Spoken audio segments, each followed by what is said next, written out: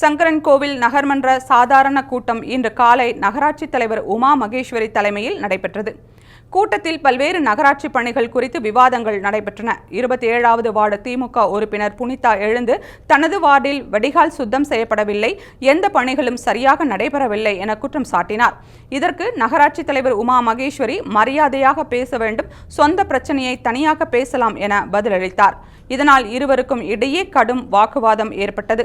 இதனைத் தொடர்ந்து திமுக உறுப்பினர் புனிதாவை 2 கூட்டங்களுக்கு தகுதி நீக்கம் செய்வதாக நகராட்சி தலைவர் உமா மகேஸ்வரி அறிவித்தார். இதற்கு எதிர்ப்பு தெரிவித்து புனிதா கூட்டத்திலிருந்து வெளியேறினார். மேலும் திமுக அதிமுக கூட்டணி போட்டு செயல்படுகிறது என குற்றம் சாட்டி நகர் மன்றத்திலிருந்து வெளியில் சென்றார். இதற்கு அதிமுக துணைத் தலைவர் கண்ணன் மற்றும் சில உறுப்பினர்கள் கண்டனம் தெரிவித்தனர். சிறிது நேரம் பரபரப்பு நிலவிய நிலையில் புனிதா மீண்டும் கூட்டத்திற்கு வந்து கலந்து கொண்டார். இந்த விவாதம் நகராட்சி அலுவலகத்தில் பரபரப்பை ஏற்படுத்தியது.